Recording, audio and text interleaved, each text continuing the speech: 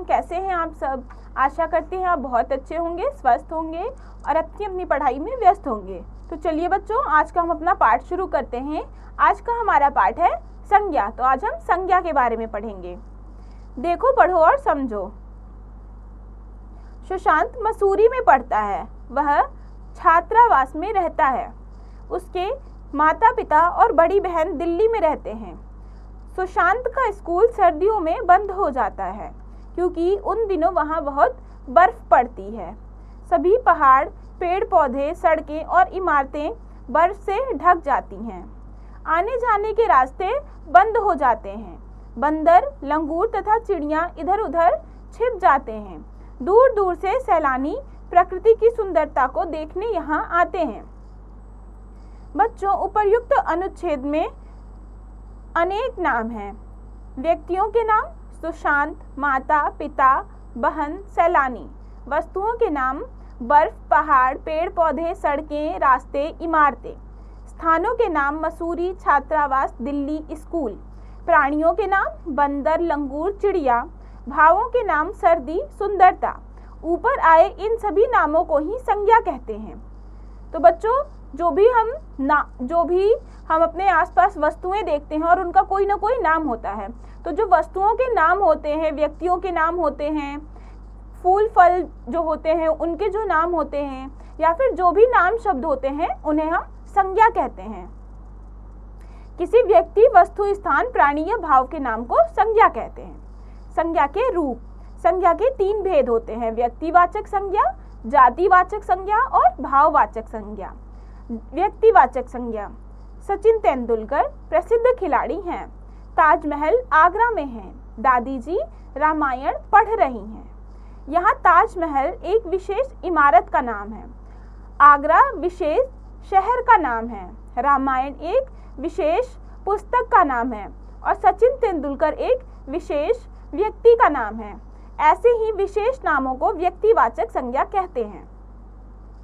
जैसे बच्चों, प्रत्येक वस्तु का कोई ना कोई नाम होता है। जैसे हम बोलते हैं जानवर, तो जानवर में सारे जानवर आएंगे, लेकिन अगर हम बंदर बोलते हैं तो वो एक बंदर आएगा। ऐसे ही बहुत सारे व्यक्ति होते हैं, लेकिन व्यक्ति में अगर हम एक नाम लें सुशांत, तो सुशांत व्यक्तिवाचक हो जाएगा क्योंकि हम एक विशेष व्यक्ति का नाम ले रहे हैं। तो बच्चों, हम जो भी अपने आसपास चीज़ें देखते हैं वो सब बहुत सारी चीज़ें होती हैं, लेकिन अगर हम उसमें किसी विशेष व्यक्ति को, वस्तु को या किसी स्थान को विशेष नाम लेकर बुलाते हैं, जैसे आगरा, दिल्ली, तो ये सब स्थान है, लेकिन इसमें हम एक विशेषता आ गई कि हम पर्टिकुलर किसी विशेषता, हम दिल्ली या आगरा का नाम ले रहे हैं, तो ये व्यक्तिवाचक हो गया।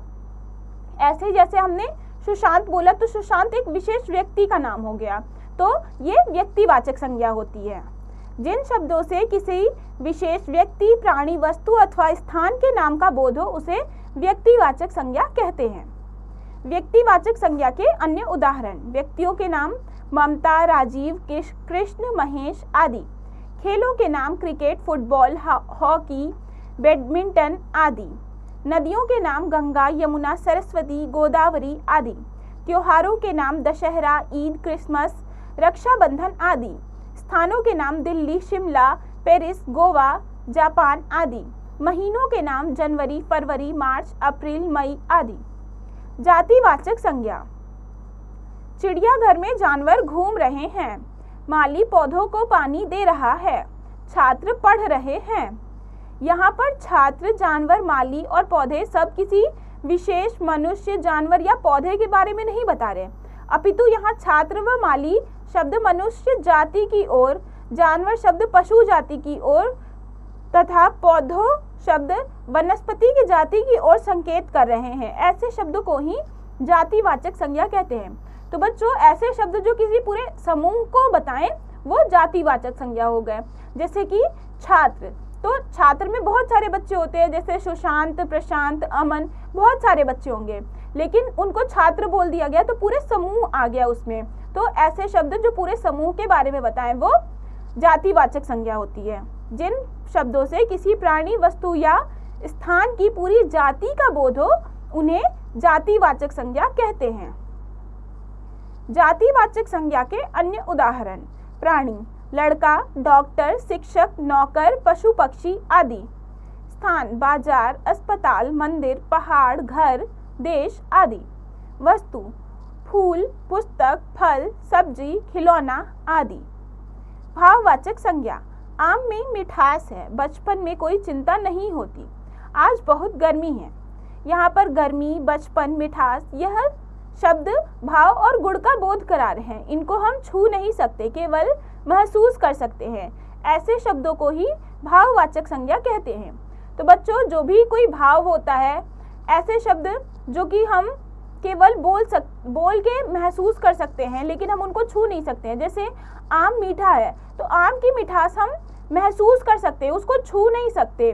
तो ऐसे शब्द जो भावों को व्यक्त करे वो भाववाचक संज्ञा कहलाते हैं। जिन शब्दों से किसी व्यक्ति, वस्तु या स्थान के गुण, दोष, अवस्था और मन के भावों का बोध हो, उन्हें भाववाचक संज्ञा कहते हैं।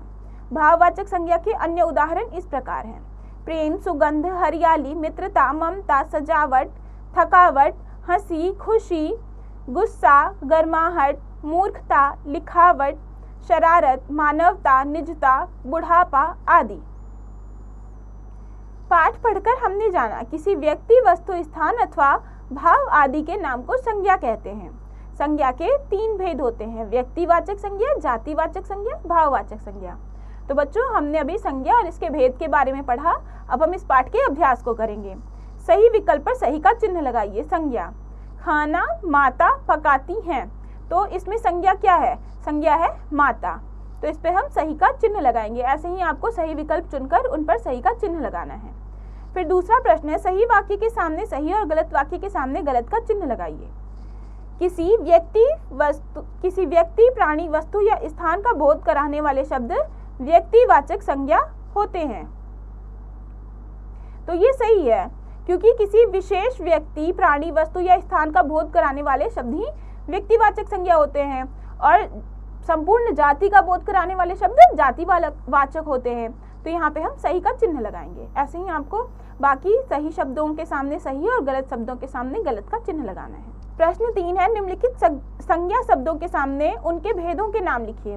तो यहाँ बहुत सारे संज्ञा शब्द दिए गए हैं, हमें उनके भेद बताने हैं। जैसे पहला है ताजमहल, तो ताजमहल होगा व्यक्तिवाचक संज्ञा, क्योंकि ये एक विशेष इमारत के बारे में बता रहा है, विशेष इमारत का नाम है, इसलिए ये व्यक्तिवाचक संज्ञा है। ऐसे ही आपको बाकी के संज्ञा शब्दों का भेद लिखना है। प्रश्न 4 है, निम्नलिखित प्रश्नों का उत्तर दीजिए। संज्ञा किसे कहते हैं? तो बताइए बच्चों, संज्ञा किसे कहते हैं? किसी व्यक्ति, वस्तु, स्थान या भाव आदि के नाम को संज्ञा कहते हैं। ऐसे ही आपको बाकी के प्रश्नों के उत्तर देने हैं। यह भी जानिए, आसपास दिखाई देने वाली वस्तुओं को आप किन नामों से जानते हैं? उनके नाम अपनी इच्छा अनुसार बदलिए और बदले हुए नामों से बातचीत कीजिए। तो बच्चों, ये आपको खुद से करना है। सोच समझकर बताइए। सभी नामों का कोई न कोई अर्थ होता है, आपके नाम का क्या अर्थ है? तो बच्चों, ये भी आपको बताना है कि आपके नाम का क्या अर्थ है। अच्छी बात। सभी को अपना नाम प्यारा होता है, कभी किसी के नाम का उपहास नहीं उड़ाना चाहिए। तो बच्चों, ये पाठ यहाँ खत्म हुआ। हमने इस पाठ में संज्ञा और संज्ञा के भेद के बारे में पढ़ा। अब आप इस पाठ को खुद से पढ़िए और इसके बचे हुए अभ्यास को खुद से कीजिए।